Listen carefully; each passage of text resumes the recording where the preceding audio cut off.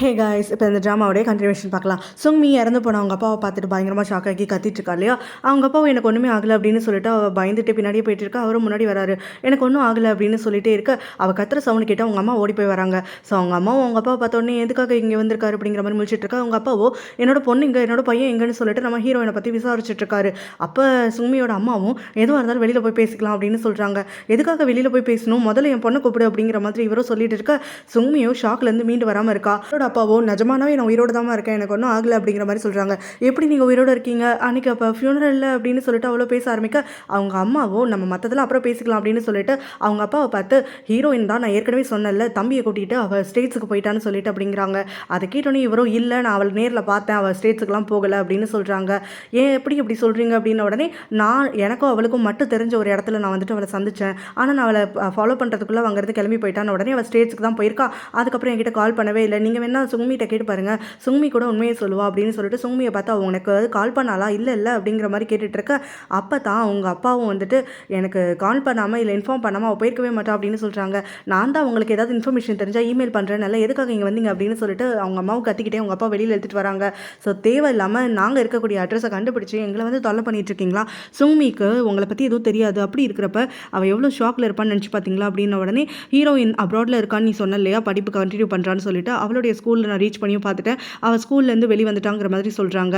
அவள் எங்கே போயிட்டான்னு என்கிட்ட உண்மையை சொல்லு அப்படின்னு சொல்ல நான் உண்மையை தான் சொல்லிட்டு இருக்கேன், அவள் கிளம்பி போனதுக்கப்புறம் எங்களை காண்டாக்டே பண்ணலை, உங்களோட இன்சூரன்ஸ் பணத்தை முழுசாக வாங்கிட்டு போயிட்டா அப்படிங்கிற மாதிரி சொல்கிறாங்க. ஸோ இதை கேட்டுட்டு ஹீரோயினோட அப்பாவும் அவள் அந்த மாதிரியானவ கிடையாதுன்னு எனக்கு நல்லாவே தெரியும், உங்கள் ரெண்டு பேருக்குள்ள ஏதோ பிரச்சனை ஆயிடுச்சுல, அதனால தான் நீ அவளை பற்றி என்கிட்ட பதில் சொல்ல மாட்டேங்கிறல்ல அப்படின்னு சொல்லி கேட்க அவன் நிஜமாவே தூக்கிட்டு போயிட்டாதான் அப்படிங்கிற மாதிரி இவங்களும் சொல்கிறாங்க. அதுக்கு நம்ம ஹீரோயினோட அப்பாவும் என் பொண்ணு அப்படிப்பட்டவ கிடையாது அப்படின்ன உடனே நான் உங்ககிட்ட எப்போயாவது ஏதாவது உண்மையை மறைச்சிருக்கேனா, தேவையில்லாமல் மேலே பழி போடாதீங்க, உங்கள் பொண்ணு பணத்தெல்லாம் வாங்கிக்கிட்டு அப்ஸ்காண்ட் ஆனதுக்கு நான் என்ன பண்ணுவேன் அப்படின்னு சொல்லி சண்டை போட்டுட்டு இருக்க. சுங்மிக்கோ அவங்க அம்மா எவ்வளோ இவகிட்ட இருந்து உண்மையை மறைச்சிருக்காங்கிறதெல்லாம் இப்போ தான் தெரிய வருது. அது எல்லா ஷாக்கில் இருந்தும் அவள் அப்படியே திரும்ப வந்து வீட்டிலேருந்து ஓடுறதுக்காக ஆரம்பிக்கிறா. நம்ம ஹீரோடைய ஃப்ரெண்டு ஒரு பார் வச்சிருக்கான் இல்லையா, அந்த பாருக்கு கிளம்பி வந்துட்டு கில்ட்டி ஃபீலிங்னால பயங்கரமாக ட்ரிங்க் பண்ணிட்டு இருக்கா. அதையும் பார்த்துட்டு ஹீரோடைய ஃப்ரெண்டும் நீ நிறைய குடிக்கிற அப்படின்னு சொல்லிட்டு ஹீரோக்கு கால் பண்ணி இந்த மாதிரி சுங்மி வந்திருக்கா, கண்ணா பின்னாலும் ட்ரிங்க் பண்ணுறா அப்படின்னு சொல்ல சுங்மியும் எதுக்காக அவனுக்கு கால் பண்ண அப்படின்னு சொல்லி அவள் ஃப்ரெண்டு கிட்ட கோச்சிக்கிட்டு அங்கேருந்து இடத்த காலி பண்ணிட்டு போயிடுறா. அதனால நம்ம ஹீரோவும் ஹீரோயினும் ஒர்க் பண்ணிட்டு இருக்கக்கூடிய ரெஸ்டாரண்ட்டில் நம்ம ஹீரோ தெரியாமல் ஒருத்தர் மேலே லைட்டாக ஃபுட்டை வந்துட்டு கொட்டிடுறான். ஸோ அந்த ஆள் எந்திரிச்சு தாம்தும்னு குதிச்சுட்டு இருக்க நம்ம ஹீரோ தான் மன்னிப்பு கேட்கறது பிடிக்காதாச்சு, ஸோ அவன் கேட்க மாட்டேங்கிறான். அப்போ நம்ம ஹீரோக்காகன்னு சொல்லிட்டு ஹீரோயினும் மேனேஜரும் வந்து அந்த ஆள்கிட்ட ரொம்பவே கெஞ்சிட்டு இருக்காங்க. ஹீரோவோ தெனாவட்டா அவனுடைய அந்த வெயிட்ரஸ் ஆப்ரானை கழட்டி போட்டுட்டு மேலே ஏறி தனியாக வந்துடுறான். நம்ம ஹீரோயினும் அவனுக்கு ஃபாலோ பண்ணிக்கிட்டே வந்துட்டு இருக்கான். அந்த சமயத்தில் சாரி சொல்கிறதுக்கு உனக்கு என்ன கஷ்டமாக இருந்துட்டுருக்கு, இப்போ உன் பேரில் அப்படின்னாக்க சாரி கேட்குறதுல உனக்கு என்னதான் பிரச்சனை, இது வரைக்கும் நீ யாருக்கும் சாரி கேட்டதில்ல, தேங்க்யூ சொல்லியும் நான் பார்த்ததில்ல அப்படின்னு உடனே ஹீரோவும் தேவையில்லாமல் என் விஷயத்தில் தலையிடாத அப்படின்னு சொல்கிறான். உன் பிரைவேட் லைஃப்பில் எப்படி வேணாலும் இருந்துட்டு போ, அதை பற்றி எனக்கு கவலை கிடையாது, ஆனால் இங்கே கஸ்டமர் கிட்ட தப்பு பண்ணது நீ தான், அதனால் நீ மன்னிப்பு கேட்குறதுல உனக்கு என்ன குறைஞ்சி போகுது அப்படின்னு சொல்லி கத்துறா. நான் தான் அவர்கிட்ட மன்னிப்பு கேட்டேன்ல, என்னோட வகையில் அவருடைய ட்ரெஸ்ஸை கழட்டி கொடுங்க, ட்ரை கிளீனிங்க்கு காசு தரேன்னு சொன்னேன்ல அப்படிங்கிறா. இதுக்கு பேர் மன்னிப்பா அப்படின்னு சொல்லி கேட்க இவங்க ரெண்டு பேருக்கும் திரும்ப திரும்ப மாற்றி மாற்றி சண்டை வந்துக்கிட்டே இருக்குது. இந்த மாதிரிலாம் நடந்துக்கிறதுனால தான் பாட்டி சொத்து எல்லாத்தையும் என்கிட்ட கொடுக்குறதா இருக்காங்க போல அப்படின்னு அவளும் சொல்ல அதுக்கு நம்ம ஹீரோவும் உனக்கு தெரியும் எனக்கு தெரியும், பாட்டி வந்துட்டு சும்மா ட்ரை தான் பண்ணிட்டு இருக்காங்க, என்னோட வேஸை மாற்றலான்னு பார்க்குறாங்க, ஆனால் எனக்கு இருந்தாலும் நான் மாற மாட்டேன் அப்படின்னு சொல்கிறாங்க. ஸோ இப்போ இருக்க மாதிரியே தான் நீ லைஃப் லாங் வந்துட்டு பணத்தை செலவு பண்ணிக்கிட்டே இருக்க போறியா அப்படின்னு உடனே நான் பிறக்கும் போதே பணம் ஸ்டேட்டஸோடலாம் பிறந்துட்டேன், அது இல்லாமல் என்னால் எப்படி வாழ முடியும், ஸோ எல்லாமே எனக்கு லைஃப்பில் ஈஸியாக தான் கிடைக்கும், நீ என் லைஃப்லேருந்து வெளியில் போயிட்டா நான் லைஃப் முழுக்க சந்தோஷமாக இருப்பேன் அப்படிங்கிற மாதிரி சொல்கிறான். ஸோ இப்போ தான் எனக்கு புரிய வருது பாட்டி வந்துட்டு உன் குடும்பத்துக்கு எதுக்கு சொத்து தரமாட்டாங்கன்னு சொல்லி அப்படிங்கிற மாதிரி சொல்ல நீ என்ன முட்டாளா, பாட்டி எல்லாத்தையும் கொடுத்துருவாங்கன்னு நம்புறியா அப்படின்னு சொன்ன உடனே எனக்கு ஒரு பையனோ இல்லை பேரனோ ஒன்ன மாதிரியே இருந்துட்டு இருந்தானா என்னுடைய சொத்தை கூட நான் எழுதி வைக்க மாட்டேன், அப்படி வந்து கேவலமான ஒரு பிறவியாக இருந்துட்டுருக்க, மன்னிப்பு கேட்கறதுக்கு கூட வந்துட்டு கொஞ்சம் கூட இறங்கி வரமாட்டேன் அப்படின்னா நீ எல்லாம் என்னடா மனுஷன் அப்படிங்கிற மாதிரி சொல்லிட்டு இத்தனை வருஷம் பணம் இருக்குது ஸ்டேட்டஸ் இருக்குன்னு ஆடிட்டு இருக்கியே, நீ ஏதாவது சம்பாதிச்சியா, 27-28 வயசு ஆகுதே, ஒரு பைசா சம்பாதிச்சு அந்த பைசால நீ சாப்பிட்ருக்கியா, இது எல்லாத்துக்கும் மேலே பாட்டியோட பணத்தையே செலவு பண்ணிக்கிட்டு இவ்வளோ வாய்க்கிட்டே பேசிட்டு இருக்க அப்படின்னு உடனே ஹீரோ அவளை அடிக்கிறதுக்காக கை வாங்குறான். என்ன அடிக்க போறியா, அடிச்சுட்டு அதுக்கப்புறம் என்கிட்டயும் சாரி கேட்காம அந்த ஆள் கிட்ட பணம் கொடுக்குறேன்னு சொன்ன மாதிரி என்கிட்டயும் பணத்தை கொடுத்து என்ன வாயை மூட வைக்கலான்னு பார்க்குறியா, இதுதான் உன்னோட வழி இல்லை, உனக்கு எவ்வளோ சொன்னாலும் புத்தி வராதில்ல அப்படின்னு சொல்லி கத்திக்கிட்டே இருக்க ரொம்ப திமிராக நடந்துட்டு இருக்கான். நம்ம ஹீரோயினும் பாட்டி என்கிட்ட சொத்தெல்லாம் கொடுப்பாங்கன்னா கண்டிப்பாக நான் அது எல்லாத்தையும் அக்செப்ட் பண்ணி தான் தீருவேன் அப்படிங்கிற மாதிரி கோவத்தில் சொல்லிடுறா. நம்ம ஹீரோக்கு அந்த பதிலை கேட்டோடனே செமைய காண்டாகுது. கொஞ்ச நேரம் அவட்டுக்கு நார்மலாக ஒர்க் பண்ண ஆரம்பிக்கிறப்ப அவளுடைய மேனேஜருக்கு ஒரு கால் வருது. நம்ம ஹீரோயினை கூப்பிட்டு ஃபேக்ட்ரிக்கு போய் இனிமேல் வேலை பார்க்க சொல்கிறாரு. அவளும் நான் என்ன பிரச்சனை பண்ணேன், எதுக்காக என்ன ஃபேக்ட்ரிக்கு கூப்பிடுறீங்க அப்படிங்கிற மாதிரி சொல்ல மேனேஜரும் அவளை தனியாக பேசணும்னு சொல்லிட்டு கூட்டிகிட்டு போகிறாரு. ட்ரான்ஸ்ஃபர் நான் இனிஷியேட் பண்ணலை, உன்ன மாதிரி ஒரு நல்ல எம்ப்ளாயியை விடுறதுக்கு நான் என்ன முட்டாளா? ஆனால் இது அங்கே ஆஃபீஸ்லேருந்து எனக்கு ஒரு ஆர்டராக வந்திருக்கு, நாளையிலேருந்து நீ ஃபேக்ட்ரிக்கு தான் போகணும்னு சொல்லிட்டாங்க அப்படின்னு சொல்கிறாங்க. ஹீரோயினை ப்ரிஃபர் பண்ணக்கூடிய மற்ற எம்ப்ளாயிஸ் இதை பற்றி இங்கே டிஸ்கஸ் பண்ணிட்டு இருக்காங்க. ஹீரோ பண்ணின தவறுக்காகத்தான் ஹீரோயினுக்கு பனிஷ்மெண்ட் கிடைக்குது, அதனால தான் அவளை ட்ரான்ஸ்ஃபர் பண்ணுறாங்கலாம் பேசிட்டு இருக்க நம்ம ஹீரோவும் அவங்க பேசிட்டு இருக்கிறது எல்லாத்தையும் கேட்டுட்டு கொஞ்சமாக கில்ட்டியாக ஃபீல் பண்ணுறா. நம்ம ஹீரோயின் தேவையில்லாமல் இங்கேருந்து இப்போ அங்கே ட்ரான்ஸ்ஃபர் வாங்கிட்டு போகிறதுக்கு இவன் காரணமாயிட்டானே அப்படின்னு சொல்லிட்டு ஹீரோயினுக்கு ஃபேர்வெல் கொடுக்குறேன் அப்படின்னு சொல்லிட்டு ஒர்க் டைமிங் முடிஞ்சதுக்கப்புறமா இங்கே ஒர்க் பண்ணக்கூடிய இம்பார்ட்டன்ட் எம்ப்ளாயீஸ் எல்லாருமே வந்து ஒன்றா உட்காந்து பேசிக்கிறதுக்காக ஆரம்பிக்கிறாங்க. அப்போ நம்ம ஹீரோயினும் மேனேஜர் கிட்ட அப்புறம் மற்றவங்க கிட்டலாம் அவங்களுடைய எக்ஸ்பீரியன்ஸை பற்றி கேட்க அப்போ தான் அவங்க எல்லாருமே வந்துட்டு இத்தனை வருஷம் ஒர்க் பண்ணேன், பாட்டி கிட்ட ரொம்ப லாயலாக இருக்கிறதுக்கான காரணமே பாட்டி அவங்களுக்காக நிறைய விஷயங்கள் வந்து விட்டு கொடுத்து போகிறது தான், அவங்க குழந்தைங்களை படிக்க வைக்கிறதாகட்டும், இவங்களுக்கு ஃப்ரீயாக வீடு கட்டி தரதாகட்டும், அந்த மாதிரி எல்லாமே லிஸ்ட் பண்ணிட்டு இருக்கப்போ தான் நம்ம ஹீரோயினுக்கோ வந்துட்டு இந்த மாதிரிலாம் பாட்டி பண்ணியிருக்காங்கிறது புரிய வருது. ஹீரோயினோ வேணுமே அதை குத்தி கட்டுற மாதிரியெல்லாம் சொல்லிட்டு இருக்கா. ஸோ பாட்டி வந்துட்டு இந்த மாதிரிலாம் எவ்வளோ வந்து உங்களுக்காக விட்டு கொடுக்குறாங்க, உங்ககிட்ட லாயலாக இருக்கிறதுனால தான் நீங்களும் உங்ககிட்ட லாயலாக இருக்கீங்க. ஸோ உங்களுக்கான இந்த பொசிஷனில் நீங்கள் இருக்கிறது, உங்களுக்காக நாங்கள் மரியாதை கொடுக்கறது எல்லாமே வந்துட்டு ரொம்ப அவசியமானது அப்படிங்கிற மாதிரியெல்லாம் நம்ம ஹீரோ மண்டையில் புரிகிற மாதிரி அவளும் இன்டெரக்டாக சொல்லிட்டு இருக்க நம்ம ஹீரோக்கும் அங்கே இருக்கவே ஆக்வர்டாக ஃபீல் பண்ணிட்டு இருக்கான். ஹீரோயின் அன்னைக்கு வீட்டுக்கு வர சமயத்தில் பார்த்தோம்னா நிறைய ஷாப்பிங் போயிட்டு திங்ஸ் எல்லாம் வாங்கிட்டு வந்திருக்கா. அப்போ அங்கே இருக்கக்கூடிய நம்ம பாட்டியோடைய அசிஸ்டன்ட் அண்ட் பட்லர் கிட்ட நான் சொன்ன மாதிரி ரைஸை குக் பண்ணி வச்சிட்டிங்களா அப்படின்னு சொல்லி கேட்க அவரும் பண்ணிட்டேங்கிறாரு. ஹீரோவுடைய அம்மா இப்போ வீட்டு வேலை தானே செஞ்சுட்டு இருக்காங்க. ஸோ அவங்களும் நம்ம ஹீரோனை பார்த்து நீ எதுக்கு அதெல்லாம் கேட்குற அப்படின்ன உடனே இன்னைக்கு என்னுடைய ஃபர்ஸ்ட் சம்பளம் வந்திருக்கு, ஸோ நான் தான் சமைக்க போகிறேன் அப்படிங்கிற மாதிரி சொல்லிட்டு எல்லாருக்கும் சேர்த்து ஃபுட்டெல்லாம் ப்ரிப்பேர் பண்ணிவிட்டு அவளும் வந்து உட்கார்றா. அப்போ அங்கே வந்துட்டு அவளோ ஃபியூஷன் டிஷ்ஷாக ஒன்று பண்ணிகிட்டு இருக்க. பாட்டியோ அதை சாப்பிட்டுட்டு நம்ம ஹீரோயினை ரொம்பவே பாராட்டுறாங்க. அவகிட்ட அந்த டிஷ்ஷை பற்றி எக்ஸ்பிளைன் பண்ண சொல்ல அவளும் ரொம்பவே ஆர்வமாக வந்துட்டு எக்ஸ்பிளைன் பண்ணிட்டு இருக்கான். ஸோ நீ படித்த படிப்புக்கு இன்றைக்கி தான் கரெக்டாக பேசியிருக்க அப்படிங்கிற மாதிரி சொல்லிட்டு இருக்க. ஹீரோடைய தங்கச்சியும் அங்கே பட்லரோட தலையில் இருக்கிற கர்ச்சிஃபை பார்த்துட்டு இது என்னது அப்படின்ன உடனே நம்ம ஹீரோயின் தான் கிஃப்டாக கொடுத்தா அப்படின்னு சொல்கிறாங்க. ஸோ இல்லை எனக்கு கொஞ்சம் தான் வந்து காசு இருந்துச்சா, ஸோ எல்லாருக்கும் வாங்கணுங்கிறதுக்காக என்னால் இவ்வளோ தான் முடிஞ்சுது அப்படிங்கிற மாதிரி சொல்கிறா.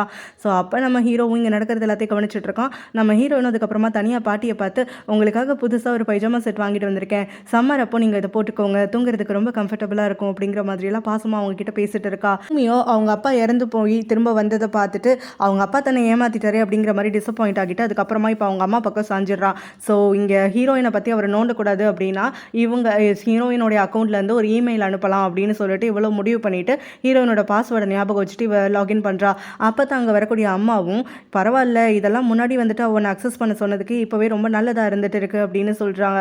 அதுக்கப்புறம் சும்மியும் நம்ம ஹீரோயின் வந்துட்டு டைப் பண்ணி அனுப்புகிற மாதிரி அவளோட மெயில் ஐடியிலேருந்தே அவங்க அப்பாவுக்கு ஒரு மெசேஜ் அனுப்புகிறா. இந்த மாதிரி வந்து ஸ்டெப் மதர் மூலமாக நீங்கள் உயிரோடு இருக்கிறத பற்றி கேள்விப்பட்டேன், எனக்கு அதில் கொஞ்சம் கூட சந்தோஷமே கிடையாது, நீங்கள் எதுக்காக என்னை ஏமாத்துனீங்க, என்னையும் தம்பியும் நீங்கள் வந்துட்டு ஏமாத்தினீங்க, ஸோ உங்களை பார்க்குறதுக்கே எனக்கு பிடிக்கல, உங்களை பார்த்தாலே எனக்கு வெறுப்பாக இருக்குது, நான் அப்ராடில் தான் இருக்கேன், ஆனால் இப்போ ஒரு வேலையாக கொரியாவுக்கு வந்திருக்கேன், ஸோ திரும்ப நான் வந்துட்டு அப்ராடுக்கு கிளம்பி போயிடுவேன், என் முகத்துலேயும் முழிக்காதீங்க, எனக்கு இனிமேல் மெசேஜ் கூட பண்ணாதீங்க அப்படிங்கிற மாதிரி இருக்குது. ஸோ இதை வாசிச்சுட்டு அவங்க அப்பா ரொம்பவே ஃபீல் பண்ணுறாரு. நம்ம ஹீரோ அடுத்த நாள் வேலைக்குன்னு கிளம்பி வரான். ஆனால் அவனும் தலையிருந்த கோழி மாதிரி நம்ம ஹீரோயின் இல்லாமல் என்ன பண்ணுறது, எந்த பக்கம் திரும்பினாலும் அவளே கண்ணு முன்னாடி வந்து போகிறாளேன்னு சொல்லிட்டு ஒரு மாதிரி ஏக்கத்தோடவே நின்றுட்டுருக்க. அப்போ மேனேஜரும் நீ எனக்கு கீ கொடுக்குற பொம்மையா, ஹீரோயின் வந்து கீ கொடுத்தா தான் வந்துட்டு வேலை செய்வியா, சும்மா அவள் பக்கத்துலேருந்து கத்திக்கிட்டே இருக்கணுமா, அவள் தான் இப்போ அங்கே ஃபேக்ட்ரிக்கு போயிட்டான்னு தெரியும்ல, போய் உன் வேலையை கவனி அப்படிங்கிற மாதிரி சொல்கிறாரு. அவனும் வேண்டாம் வரிப்பா ஏதோ எடுத்தோ கவுத்தோன்னு சொல்லி பண்ணிக்கிட்டே எல்லாருக்கிட்டையும் திட்டு தான் வாங்கிட்டு இருந்துட்டு இருக்கான். நேரத்தில் கஸ்டமரோட சண்டைலாம் போடாமல் ஆரம்பிக்க அப்போ மேனேஜரும் தனியாக கூப்பிட்டுக்கிட்டு உனக்கு இங்கே இருக்கிறதுக்கெல்லாம் நீ லாய்க்கே கிடையாது, மரியாதை கிளம்புன்னு சொல்கிறாரு. நான் இங்கே வேலை செய்ய வந்து 1 மாதம் கூட ஆகலை, அதுக்குள்ளே வந்து உங்களால் என்னை ஃபயர் பண்ண முடியாது அப்படின்னு இவனும் வாயாட உன்னை யார் வேலையை விட்டு தூக்குறா, உன்னை ட்ரான்ஸ்ஃபர் பண்ணுறேன், நீ ஃபேக்ட்ரிக்கு வேலைக்கு போ அப்படின்னு சொல்கிறாரு. அதை மறுக்கிறான். இங்கே தான் இருப்பேன் அப்படின்னு சொல்ல இப்போ நீ வெறும் பார்ட் டைமர் மட்டும்தான், ஆனால் நான் உனக்கு மேலே இருக்கக்கூடிய மேனேஜர், நான் சொல்கிறத தான் நீங்கள் ஃபாலோ பண்ணி ஆகணும், ஒன்று வேலையை விட்டு போ, அப்படி இல்லைனா அந்த ஃபேக்ட்ரிக்கு கிளம்பி போ அப்படின்னு சொல்கிறாங்க. இதை கேட்டுட்டு நம்ம ஹீரோவும் பயங்கரமாக காண்டோட ஃபேக்ட்ரிக்கு வந்து சேர்றான். அங்கே ஒர்க் பண்ணிட்டு ரெஸ்ட் எடுக்கக்கூடிய நம்ம ஹீரோயினும் அவனை பார்த்த உடனே இங்கே என்னடா பண்ணிட்டு இருக்க, என்ன ஃபாலோ பண்ணிக்கிட்டே வந்துட்டியா அப்படிங்கிற மாதிரி மூச்சிட்டு இருக்க.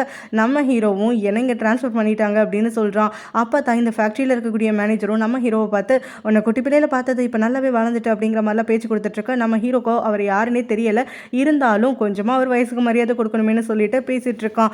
அப்போ தான் அந்த மேனேஜரும் எனக்கு இப்போ தான் கால் பண்ணாங்க உன்னை ட்ரான்ஸ்ஃபர் பண்ணிட்டதா அப்படிங்கிற மாதிரி சொல்ல நம்ம ஹீரோயினும் இங்கேயும் நான் தான் உனக்கு ட்ரெயின் பண்ணணுமா அப்படிங்கிற மாதிரி பயங்கர ஷாக்கோட கேட்டுட்டு இருக்கா. ஹீரோட அம்மா ஹீரோடைய அம்மாவுக்கு கால் பண்ணி அவங்க ஃபர்னிச்சர் ஷாப் வச்சிருக்கிறதுனால பாட்டிக்குன்னு ஒரு பெட் கொடுத்து விட்டுறேன்னு சொல்கிறாங்க. இதை பாட்டிக்கிட்ட வந்து ஹீரோடைய அம்மாவும் சொல்ல பாட்டியோ அதெல்லாம் எனக்கு ஒன்றும் தேவையில்லைன்னு சொல்கிறாங்க. எதுக்காக தேவையில்லைன்னு சொல்கிறீங்க, என்னக்கா இருந்தாலும் சுமி இந்த வீட்டு மருமகளாக தானே வரப்போறா அப்படிங்கிற மாதிரி சொல்ல மருமகளா யார் சொன்னா, உன் பையன் சொன்னான் நான் அவளை கல்யாணம் பண்ணிக்க போகிறேன்னு சொல்லிட்டு அப்படிங்கிற மாதிரி பாட்டி கேட்குறாங்க. அவன் சொல்லலைனாலும் அவன் மறக்க மாட்டான் அப்படிங்கிற மாதிரி சொல்லிட்டு இருக்க. உனக்கு அந்த பொம்பளை எத்தனை நாளாக தெரியும், ஸ்கூலில் போய் ஏதோ ஃப்ரெண்ட்ஸாக இருந்தீங்க, அதுக்கப்புறம் தான் டச் விட்டு போயிடுச்சு அப்படின்ன உடனே ஆமாம் ஆமாம், நாங்கள் நடுவில் டச் இல்லை தான். ஆனால் இவங்க 2 பேரும் சந்திச்சதுக்கப்புறம் தான் எங்களுக்கு வந்து டச் வர ஆரம்பிச்சிச்சு. ஸோ அவங்களுடைய ஹஸ்பண்டை பற்றி எனக்கு நல்லாவே தெரியும். அவங்க ஹஸ்பண்ட் ஒரு ஆக்சிடெண்ட்டில் இறந்து போயிட்டாரு. அதுக்கப்புறம் 2வது ஒரு கல்யாணம் பண்ணி இப்போ அவங்களுடைய 2வது ஹஸ்பண்டும் அப்ராடில் ஒர்க் பண்ணிகிட்ருக்காரு அப்படிங்கிற மாதிரிலாம் சொல்லிட்டு இருக்க. பாட்டியோ வந்துட்டு சும்மா வாய் வழியாக கேட்டதெல்லாம் நம்பிட்டு இருக்காத, எனக்கு அந்த குடும்பத்தில் எந்த ஒரு இன்ட்ரெஸ்ட்டுமே கிடையாது அப்படின்னு சொல்கிறாங்க. ஸோ நீங்கள் விரும்புகிறீங்களோ இல்லையோ, இங்கே சும்மி தான் இந்த வீட்டுக்கு மருமகளாக வரப்போறா அப்படின்னு சொல்லி ஹீரோவுடைய அம்மா சொல்லிட்டு இருக்க. அதெல்லாம் ஆனதுக்கப்புறம் பார்த்துப்போம், இப்போ எனக்கு எந்த கிஃப்ட்டும் தேவையில்லை, நான் உங்களுக்கு ஃபோன் பண்ணி சொல்லிவிடு, அதையும் மீறி ஏதாவது இந்த வீட்டுக்குள்ளே வந்துச்சுன்னா நான் மனுஷியாக இருக்க மாட்டேன்னு திட்டிடுறாங்க. ஸோ ஹீரோவுடைய அம்மா இதே விஷயத்தை இவங்ககிட்ட ஃபோன் பண்ணி சொல்கிறாங்க. பாட்டி எதுக்காக என்னுடைய கிஃப்ட்டை மறுக்கிறாங்க, ஏதாவது பிரச்சனையா அப்படின்னு சொல்லிட்டு கேட்க, ஆக்சுவலாக அவங்களுக்கு சும்மியை பிடிச்சிருக்கு, ஆனால் ஒன்று தான் அப்படிங்கிற மாதிரி இழுத்துக்கிட்டே இருக்க இவங்க அம்மாவுக்கும் பாட்டி மேலே கோவம் வந்துட்டுருக்கு. நம்ம ஹீரோயினும் வேலை முடிஞ்சதுக்கப்புறமா இங்கே பார்க்கறதுக்காகவும் ரூமியை பார்க்கறதுக்காகவும் ரெஸ்டாரண்ட்டுக்கு வரா. அப்போ பார்க்கும் ஹீரோடைய தங்கச்சிக்கிட்ட இருந்து கேள்விப்பட்டு நம்ம ஹீரோயின் இவனுக்கு என்ன கிஃப்ட் கொடுக்க போகிறா அப்படின்னு சொல்லி கேட்க, அவள் ஒரு ஹேண்ட் கர்ச்சீஃபை தூக்கி தரா. ஹேண்ட் கர்ச்சீஃபை கிஃப்டாக கொடுத்தா அவங்க அழுவாங்க அப்படின்னு சொல்லிட்டு பார்க்க சொல்ல, அதுக்கு நம்ம ஹீரோயினும் என்னோட பட்ஜெட்டில் என்ன முடியுமோ அதை தான் கொடுத்துருக்கேன் அப்படிங்கிற மாதிரி சொல்கிறா. ஆனால் மற்றவங்களுக்குலாம் டிஷ்ஷெல்லாம் வந்துட்டு சமைச்சு கொடுத்தியே அப்படின்ன உடனே நம்ம ஹீரோயினும் அதுக்காக நான் தானே ஸ்பெண்ட் பண்ணேன், ஸோ கண்டிப்பாக வந்துட்டு அடுத்த மாதம் சேலரி வந்ததுக்கப்புறம் உங்களுக்கும் சமைச்சு தரேன் அப்படிங்கிற மாதிரி சொல்கிறா. அவளுக்கு அந்த பட்லர் அங்கிள் கிட்டேருந்து கால் வருது. இந்த மாதிரி உன் தம்பியை கண்டுபிடிச்சிட்டோம், ஸோ கண்ட்ரி சைடில் தான் அவன் இருக்கான், நீ கிளம்பி வந்துடுறியா அப்படின்னு சொல்லி ஒரு அட்ரஸை கொடுக்குறாரு. அதோட அவர் வீட்டிலேருந்து கிளம்புற சமயத்தில் பாட்டியும் ஹீரோயினுக்கு இன்ஃபார்ம் பண்ணிட்டியா, முதல்ல அவளுக்கு ஃபோன் பண்ணி சொல்லு, அவள் தான் ரொம்ப பதட்டத்தில் இருப்பா, அவள் ரொம்ப சந்தோஷப்படட்டும், நீ முதல்ல நேரில் கிளம்பி போ, வரதுக்குள்ளே நீ போயிட்டு எல்லாம் ஏற்பாடு பண்ணு அப்படிங்கிற மாதிரி அவனை அனுப்பி வைக்கிறாங்க. ஸோ இந்த பக்கம் நம்ம ஹீரோயினும் பார்க்கோட பேசிக்கிட்டே தம்பியை பார்க்க போகிறோன்னு சொல்லிட்டு சந்தோஷத்தில் அப்படியே ஆனந்த கண்ணீரெல்லாம் விட்டுட்டு அவள் தம்பியை மட்டுமே பற்றி பேசிட்டு வந்துட்டு சேர்றா. ஸோ அங்கே கரெக்டாக வந்துட்டு அவள் தம்பி இருந்திருக்கக்கூடிய அதே தாத்தா பாட்டி வீட்டுக்கு தான் வந்து சேர்றாங்க. அங்கே வந்ததும் தான் அங்கே பட்லர் அங்கிள் சொல்கிறாரு, உன் தம்பி இங்கே இல்லைம்மா அப்படிங்கிறாரு. நீங்கள் தான் இங்கே வர சொன்னீங்க அப்படின்னு நம்ம ஹீரோயினும் ஷாக்காக. அதுக்கு அந்த பட்லர் அங்கிள் என்ன சொல்கிறாருன்னா, அவன் இங்கே தான் இத்தனை நாள் தங்கிட்டு இருந்திருக்கான், இத்தனை மாசமா இவங்க 2 பேர் தான் அவனை வச்சு பார்த்துட்டு இருந்திருக்காங்க. ஆனால் அவன் பியானோ மேலே விருப்பம் இருக்கிறத தெரிஞ்சுக்கிட்டு இவங்க பியானோ கிளாஸ்க்கு அவனை அனுப்பி விட்டுருந்துருக்காங்க. இன்னைக்கு அவன் பியானோ கிளாஸ் போயிருக்கான், ஆனால் அந்த பியானோவை வந்துட்டு வித்துட்டாங்களாம். ஸோ அதுக்கப்புறத்துலேருந்து அவன் வீட்டுக்கு வரலன்னு சொல்கிறாங்க. ஒருவேளை அந்த பியானோவை வித்த இடத்துக்கே அந்த பியானோ வண்டியிலே ஏறி எங்கேயாவது போயிருப்பானோன்னு எனக்கு வந்து ஒரு சந்தேகமாக இருந்துட்டுருக்கு அப்படிங்கிற மாதிரி பட்லர் அங்கிளும் நம்ம ஹீரோயினோட எமோஷன்ஸ் எல்லாம் நோட் பண்ணிக்கிட்டே ரொம்ப பாவமாக சொல்கிறாங்க. அப்போ அந்த தாத்தா பாட்டியும் கூட நிஜமாவே அவன் பியானோ கிளாஸ்க்கு போனால் கரெக்டாக வீட்டுக்கு வந்துடுவான், இன்னைக்கு மதியானம் போன பையன் இப்போ வரைக்கும் வரல அப்படின்னு சொல்லிட்டு அவங்களும் சொல்கிறாங்க. ஸோ நம்ம ஹீரோயின் அப்படியே பிரேக் ஆகி அழுகிறதுக்காக ஆரம்பிக்கிறான். இல்லை அதுக்கப்புறமா அந்த பாட்டியும் தாத்தாவும் வீட்டுக்குள்ளே கூட்டிகிட்டு போகிறாங்க. ஸோ உன் தம்பி வந்துட்டு எங்கள் வீட்டு வாசலில் தான் உட்காந்துருந்தான் இத்தனை மாதத்துக்கு முன்னாடி, அவன் கூட வந்துட்டு பக்கத்தில் ஒரு சாக்லேட்ஸும் அப்புறம் கொஞ்சம் சாக்லேட் மில்க்கும் இருந்துச்சு, இது யாருப்பா வாங்கி கொடுத்தா அப்படின்னு சொல்லி கேட்டப்போ அம்மா தான் வாங்கி கொடுத்தாங்கன்னு சொன்னான். நீ எப்படி இந்த இடத்துக்கு வந்த அப்படின்னு கேட்டால் அம்மானு சொல்கிறான். ஸோ இதுக்கு மேலே எங்களுக்கு என்ன யோசிக்கிறதுனே தெரில, நாங்களும் இந்த மாதிரி மன வளர்ச்சி கொஞ்சம் பசங்களை வந்துட்டு பேரண்ட்ஸ் நிறைய பேர் கைவிடுறதெல்லாம் பார்த்துருக்கோம், அந்த மாதிரி தான் யாரோ கைவிட்டுட்டாங்கன்னு நினச்சோம் அப்படின்னு சொல்லிட்டு அவனுடைய ட்ரெஸ்ஸை கொடுக்க நம்ம ஹீரோயினும் இது அவனோட ட்ரெஸ் தான், நான் தான் அவனுக்கு இதை போட்டு விட்டேன், அவன் தொலைஞ்ச அன்னைக்கு அப்படிங்கிற மாதிரி சொல்கிறான். ஸோ இதெல்லாத்தையும் கேட்டுட்டு அம்மானு தான் அவன் சொல்லிட்டு இருந்தானே தவிர வேறு எதுவும் சொல்லலை. இப்போ கொஞ்ச நாளாக தான் அவன் பியானோ அக்கான்லாம் சொன்னான். சரி அக்காவோட ஃபோன் நம்பரை கொடு இல்லை அட்ரஸை சொல்லுலாம் சொன்னப்போ அவன் ரொம்ப அமைதி ஆகிட்டான் அப்படிங்கிற மாதிரி சொல்கிறாங்க. ஸோ இதெல்லாத்தையும் கேட்டுட்டு நம்ம ஹீரோயினுக்கு பயங்கர ஷாக் ஆகிட்டு இருக்கு. அவளை பார்க் கூட்டிகிட்டு கிளம்புறான். ஸோ கிளம்பி கொஞ்சம் தூரத்துலேயே நம்ம ஹீரோயினுக்கு மனசு கேட்கல, அந்த பாட்டி சொன்னது மைண்டில் ஓடிக்கிட்டே இருக்குது, அவங்க அம்மா தான் அவனை கொண்டு வந்து விட்டாங்க, சாக்லேட் மில்க் வாங்கி கொடுத்தாங்க அப்படின்லாம் சொல்லிட்டு. ஸோ அவளும் வந்துட்டு பார்க்க காரை நிறுத்த சொல்லிட்டு ஒரு கேப் ஏறி அதுலேருந்து கிளம்புறா. அப்போ பார்க்கோ வந்துட்டு மனசு கேட்காம இவ போகிற கேபை ஃபாலோ பண்ணிக்கிட்டே வரான். பார்த்தா அவள் ஸ்ட்ரெயிட்டாக சும்மியோட வீட்டுக்கு தான் வரா. அங்கே வந்து கதவை போட்டு தட்ட அவங்க அம்மாவும் பயந்துக்கிட்டே வந்துட்டு கதவை திறக்கிறாங்க. என் தம்பி எங்கே அப்படின்னு சொல்லிட்டு கத்துறா. எங்கே இருக்கு எதுவுமே புரியல, கொஞ்சம் தெளிவாக வந்து என்கிட்ட பேசுறியா அப்படின்ன உடனே என் தம்பியை தொலைச்சது நீங்கள் தான் அப்படின்னு சொல்லிட்டு ஒரு கத்துறா.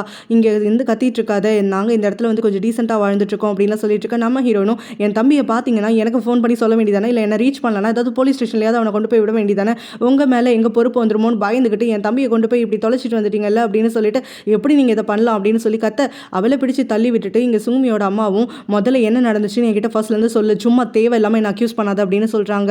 இது என் தம்பியோட ட்ரெஸ் தான், இது உங்களுக்கு ஞாபகம் இருக்கா அப்படின்னு சொல்லிட்டு கேட்குறா. இந்த ட்ரெஸ் 2 வருஷத்துக்கு முன்னாடி நான் தான் அவனுக்கு வாங்கி கொடுத்தேன் அப்படின்னு சொல்கிறாங்க.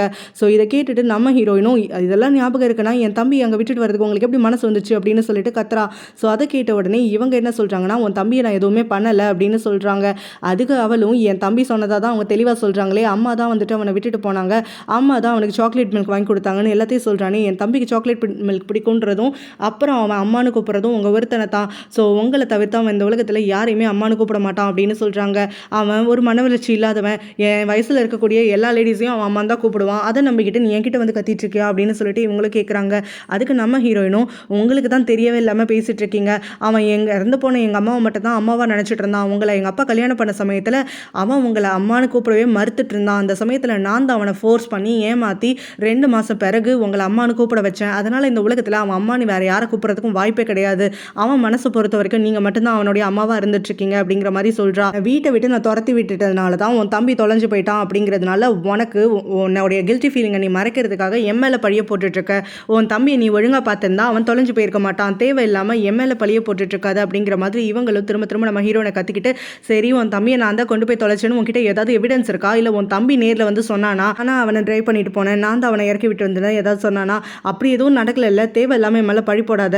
உன்னை பார்த்தாலே வந்துட்டு எனக்கு எரிச்சலாக இருந்துட்டுருக்கு. நீ எதுக்காக தேவையில்லாமல் இந்த மாதிரி ரூட்டெல்லாம் யூஸ் பண்ணுறேன்னு தெரியல அப்படிங்கிற மாதிரிலாம் சொல்லிட்டு இருக்க. நம்ம ஹீரோயினும் அழுதுகிட்டே, நீங்கள் என்ன பண்ணியிருந்தாலும் சரி என் தம்பியை இப்போ என்கிட்ட கொடுத்துருங்க, நான் சத்தியமாக உங்களை மன்னிச்சிடுறேன் அப்படிங்கிற மாதிரி சொல்கிறா. ஸோ அப்போ அவங்களும், நான் வேணா சுங்குமியை கூப்பிட்றேன், நீ சுங்குமிட்ட போய் கேட்டுப்பாரு. நான் இன்னைக்கு ஃபுல்லாக வந்து என்னுடைய ஃபர்னிச்சர் ஷாப்பில் தான் இருந்தேன், நான் வேறு எங்கேயுமே போகலை. நேற்று நைட்டுமே நான் சீக்கிரம் சுங்குமி கூட தூங்கிட்டேன் அப்படிங்கிற மாதிரி சொல்கிறாங்க. இது எல்லாத்துக்கும் ப்ரூஃப் என்கிட்ட இருக்குது. ஆனால் உன் தம்பியை நான் தான் தொலைச்சங்கிறதுக்கு ஒரே எவிடன்ஸ் உங்ககிட்ட இருக்கா அப்படின்னு சொல்லிட்டு அவங்கள திரும்ப கேட்க, நம்ம ஹீரோயினும் நான் சத்தியமாக உங்களை மன்னிக்க மாட்டேன் அப்படின்னு சொல்லிட்டு அங்கேருந்து கிளம்பி போகிறா. அங்கேருந்து அவள் கிளம்பி போகிற சமயத்தில் தான் அங்கே பார்க் வந்துட்டு காரை வச்சுக்கிட்டு நம்ம ஹீரோயினை ஃபாலோ பண்ணி வந்ததுனால இந்த கான்வர்சேஷன் உட்பட எல்லாத்தையுமே தெரிஞ்சிருக்கான். ஆனால் இப்போ நம்ம ஹீரோயின் வந்துட்டு அவனை பார்த்து ஷாக் ஆகிட்டு அந்த ஆன்ட்டியை அப்படின்னு சொல்லிட்டு பேச ஆரம்பிக்க, அதுக்கு பார்க்கும், நான் அவன் மேலே இருக்க அக்கறையினால தான் உன்னை ஃபாலோ பண்ணி வந்தேன், என்னை தப்பாக நினச்சிக்காத. ஆனால் நீ யார்கிட்ட பேசிகிட்டு இருந்தங்கிறத நான் கவனிக்கலை, அவங்களோட முகத்தை நான் பார்க்கல அப்படின்னு சொல்லி போய் சொல்லிடுறான் நம்ம ஹீரோயினுடைய சாட்டிஸ்ஃபேக்ஷனுக்காக. சுங்மி அம்மா வீட்டுக்குள்ளே வந்த உடனே சுங்மியும், நம்ம பேசாமல் இந்த வீட்டை விட்டு வேலை எங்கேயாவது போயிடலாம், இங்கே வீடு அட்ரஸ் நிறைய பேருக்கு தெரிஞ்சிருக்கு போல் அப்படிங்கிற மாதிரி சொல்கிறா. இதை கேட்டோடனே அவங்க அம்மாவும் நல்ல ஐடியா தான், நம்ம சீக்கிரமாக இங்கேருந்து காலி பண்ணிவிட்டு வேறு வீட்டுக்கு போயிடலாம் அப்படின்னு சொல்கிறாங்க. பட்லர் அங்கிளும் பாட்டிக்கிட்ட வந்து நடந்த விஷயத்தெல்லாம் சொல்கிறாங்க. இந்த மாதிரி பியானோ கிளாஸுக்குன்னு சொல்லிட்டு போன பையன் அங்கே பியானோவை வித்துட்டதுக்கப்புறம் காண போயிருக்கான். ஸோ அந்த பியானோ கூடவே வண்டியில் ஏறி எங்கேயாவது போயிருப்பானோங்கிறது தான் என்னோட யூகமாக இருக்குது அப்படின்னு சொல்கிறாரு. பாவம் அவள் எவ்வளோ கஷ்டப்பட்டிருப்பா. ஸோ கைக்கு கிடச்சி அவள் வந்துட்டு அவனை நழுக விட்டுட்டாலே. ஸோ இந்த மாதிரியெல்லாம் ஆகணும்னு அவள் தலையில் எந்த இப்படி எழுதியிருக்கோம் அப்படின்னு புலம்பிட்டு இருக்க சமயத்தில் தான் நம்ம ஹீரோ அங்கே வரான். ஹீரோயின் எங்கே, அவள் தம்பி கூட இருக்காளா, தனியாக வேறு வீட்டுக்கு போயிட்டாளா அப்படின்னு சொல்லி கேட்க, அவள் தம்பி வந்துட்டு நிஜமாவே இந்த மாதிரி மென்டலி பிரச்சனை இருக்கக்கூடிய பையனா அப்படிங்கிற மாதிரிலாம் நம்ம ஹீரோ அடுக்கிக்கிட்டே போயிட்டுருக்கான். நம்ம ஹீரோயின் அப்போ தான் வந்துட்டு அவள் தம்பியோடைய ட்ரெஸ்ஸை பிடிச்சிக்கிட்டே வீட்டுக்குள்ளே நுழையிறா. அவளை பார்த்த உடனே நம்ம ஹீரோக்கு மனசு வந்து பதறதுக்காக ஆரம்பிக்குது. பாட்டியோ அவளை பார்த்துட்டு, நான் எல்லா விஷயமும் பட்லர்கிட்டேருந்து கேட்டு தெரிஞ்சுக்கிட்டேன், நீ ஒரு ரூமுக்கு போ, ரெஸ்ட் எடு, வேறு எதுவும் பண்ணாத அப்படிங்கிற மாதிரி அனுப்பி விட்டுட்டு நம்ம ஹீரோயின் அழுதுகிட்டே போகிறா. ஹீரோயின் எதுக்காக அழுறா அப்படிங்கிறதெல்லாம் நம்ம ஹீரோக்கு தெரியல. இருந்தாலும் அவளை இந்த மாதிரி ஒரு நிலைமையில பார்க்கறதுக்கு அவனுக்கு மனசு ரொம்பவே கஷ்டமாக இருந்துட்டுருக்கு. நம்ம ஹீரோயினும் அந்த ட்ரெஸ்ஸை கொண்டு வந்து வச்சுக்கிட்டு அவள் தம்பியை தொலைச்சதுக்கு அவள் தான் காரணம்னு அவளுடைய ஸ்டெப் மதர் சொன்னதெல்லாம் யோசிச்சு பார்த்துட்டு பயங்கரமாக தேம்பி அழுகிறா. பத்ததுக்கு அவங்க தான் அங்கே கொண்டு வந்து விட்டாங்கன்னு அந்த பாட்டி சொன்னதாகவும் சொல்ல, அது எல்லாத்தையுமே மனசுக்குள்ளே ஓட்டி பார்த்துட்டு ரொம்பவே நொந்து போயிட்டுருக்கா. அப்போ தான் நம்ம ஹீரோ அவகிட்ட பேசலான்னு சொல்லிட்டு வரான். அங்கே வரக்கூடிய அவனும் அவளுடைய அழுக சத்தம் கேட்டுட்டு வெளியிலே தங்கி நிற்கிறான். அப்போ அவளும் அழுகையை நிறுத்தாமல் இருக்க அவனும் அங்கேருந்து திரும்பி போயிடுறான். ஹீரோயினுக்காகன்னு சொல்லி பாட்டியும் பட்லர் அங்கிளும் ரொம்பவே வருத்தப்பட்டு இருக்காங்க. அப்போ தான் ஹீரோடைய அம்மாவும் தங்கச்சியும், நான் அவள் நிஜமாவே அவங்க அப்பா அம்மாவை இழந்துட்டு அவள் தம்பியும் தொலைச்சிட்டாளா அப்படின்னு சொல்லி கேட்க, அதுக்கு பாட்டியும், ஆமாம் நான் தான் ஏற்கனவே சொல்லியிருக்கேன்ல அவங்க அப்பா அம்மாவை அவள் இழந்துட்டான்னு சொல்லி அந்த வீட்டுக்குள்ளே கொண்டு வரும்போதே அவளை ஃபேமிலி மெம்பர் மாதிரி ட்ரீட் பண்ணுங்கன்னு சொல்லிட்டு அப்படிங்கிற மாதிரி சொல்கிறாங்க. அதுக்கு ஹீரோவோட தங்கச்சியும், அவள் தம்பியும் தொலைஞ்சு போயிருந்தான்னு நீங்கள் சொல்லியிருக்கலாம்ல, அப்போ நாங்கள் கொஞ்சம் வந்து நல்லா நடந்திருப்போம்ல அப்படின்ன உடனே, அவள் என்ன அவ்வளோ வந்துட்டு கீழே இறங்கி போயிட்டாளா, இந்த மாதிரி அவளை பாவப்படுற மாதிரியான விஷயங்கள் எல்லாத்தையும் நான் சொன்னால் தான் நீங்கள் வந்து அவகிட்ட மனுஷியாகவே நடந்துப்பீங்களா அப்படிங்கிற மாதிரி பாட்டியை கோவப்படுறாங்க. அதுக்கு அந்த பொண்ணும், இந்த உலகத்தில் நிறைய பேர் அப்பா அம்மா இல்லாமல் இருந்திருக்காங்க, அப்படி இருக்க சமயத்தில் அவளுக்கு ஒரு தம்பி இருந்து அதையும் தொலைச்சிட்டானா எங்களுக்கு வந்து மனசு கொஞ்சம் நல்லா தானே இருக்கும். அது மட்டும் இல்லாமல் நீங்கள் எங்கள் எல்லாரையும் வழிக்கு கொண்டு வரணும்னு அவளை வச்சு ட்ராமா தானே பண்ணிட்டு இருக்கீங்க அப்படின்னு சொல்ல, பாட்டியும் நான் ட்ராமாலாம் பண்ணலை, ஆனால் நிஜமாக அவளை யூஸ் பண்ணிக்கிட்டு தான் இருக்கேன் அப்படிங்கிற மாதிரி சொல்கிறாங்க. இப்போ அந்த பியானோவை விற்றாங்க இல்லையா, அந்த பியானோவை வண்டியில் வச்சு எடுத்துகிட்டு வந்தவருடைய கம்பெனியில் தான் அங்கே ஹீரோயினுடைய தம்பியை வந்து உட்காந்துட்ருக்கான். இப்போ பட்லர் அங்கிள் சொன்ன மாதிரி தான் அந்த பியானோவை விற்க போகிறாங்கன்னு தெரிஞ்ச உடனே அந்த வண்டிக்குள்ளேயே ஏறி உட்காந்து பியானோ கூடவே இவனும் வந்துட்டான். ஸோ இதை பார்த்துட்டு அந்த பியானோவை வாங்கியிருக்கவரோ, ஆக்சுவலாக இந்த பையனை துரத்தி விடணும்னு பார்க்குறேன், போக மாட்டேங்கிறான் அப்படின்லாம் சொல்லிட்டு இருக்க. ஹீரோடைய பெஸ்ட் ஃப்ரெண்டும் அந்த இடத்துல தான் இருந்துட்டுருக்கான். இங்கே பாட்டியும், நம்ம ஹீரோயின் நாள் ஃபுல்லாக சாப்பிடல, அழுதுகிட்டே இருக்கா அப்படின்னு சொல்லிட்டு அவளுக்கு உடம்பு முடியலன்னு சொல்லி பட்லர் அங்கிள் சொன்னதுனால அவளை சாப்பிட வைக்கிறதுக்காக வராங்க.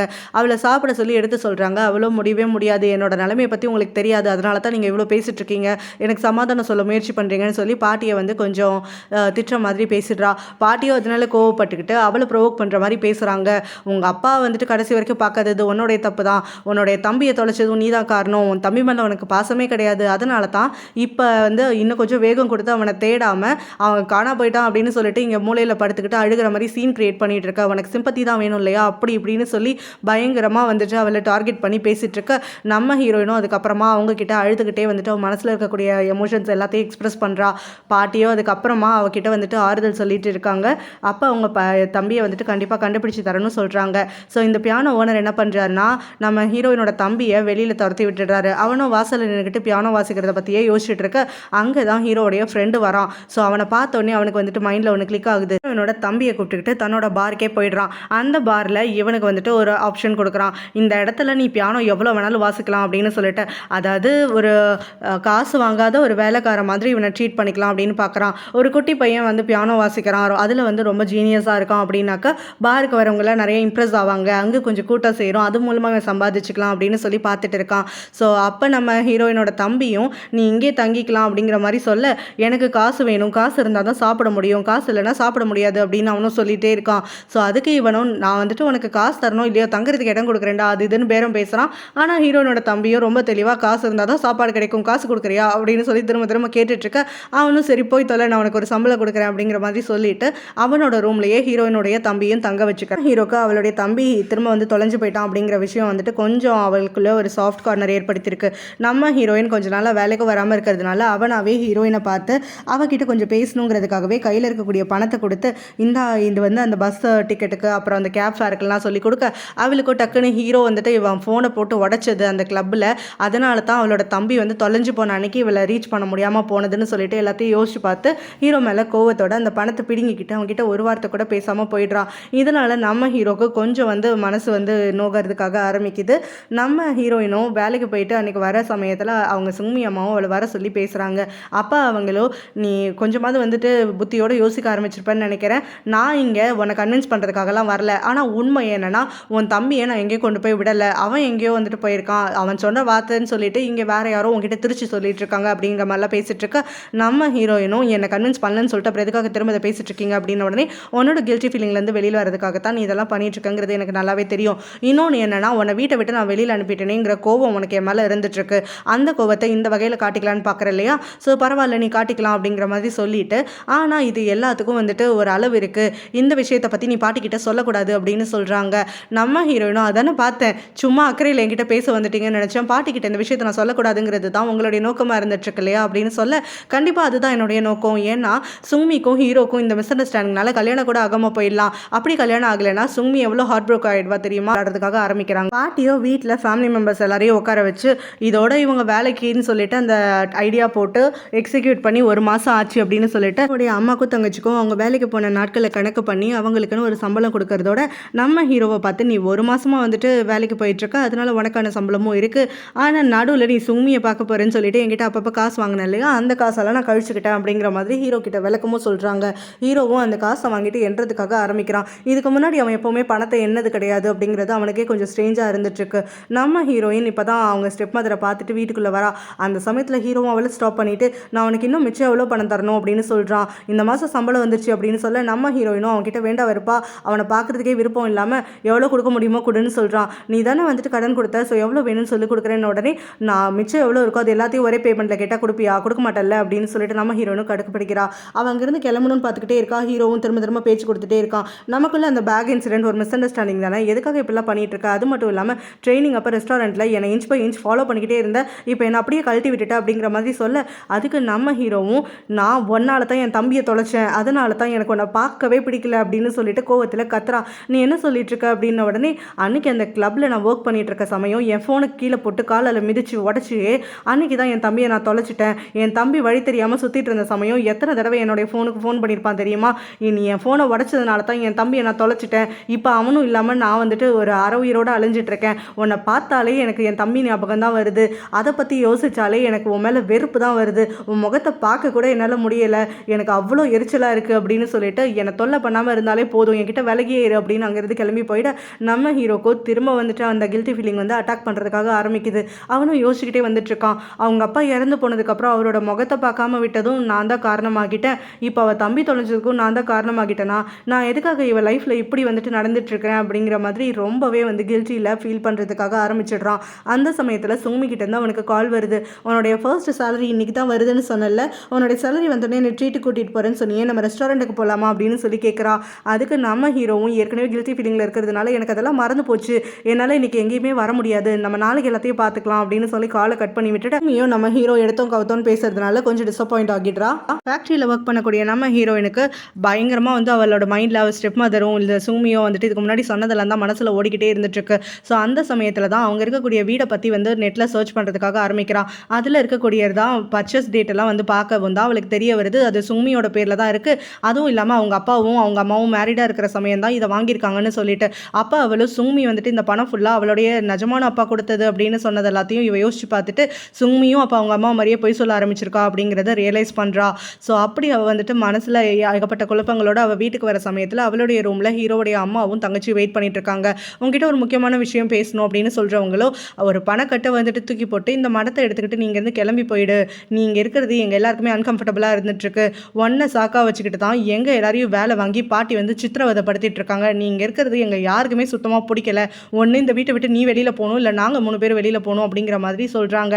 இவங்க இப்போதைக்கு இப்படி பேசுறதுக்கு காரணமே சுமியோட அம்மா தான். இவங்கள மீட் பண்ணி இவங்க கிட்ட நம்ம ஹீரோயினை பற்றி இல்லாத பொல்லாததெல்லாம் போட்டு கொடுத்துருக்காங்க. ஆக்சுவலாக ஹீரோயினை யாருனே அவங்களுக்கு தெரியாதுங்கிற மாதிரியும் இருந்தாலும் ஒரு ஸ்ட்ரேஞ்சருக்கு வந்து பாட்டி சொத்து எழுத வச்சிருவாங்களோ அப்படிங்கிற மாதிரி பயத்தெல்லாம் வந்து உண்டாக்கி வச்சிருக்காங்க. ஸோ இதெல்லாத்தையும் வந்துட்டு இப்போ நம்ம ஹீரோயின் மேலே கோபமாக வந்து இவங்க 2 பேர் காட்டிட்டு இருக்க நம்ம ஹீரோனுக்கும் என்ன பண்ணுறதுனே தெரியாமல் முடிச்சிட்டு இருக்கா.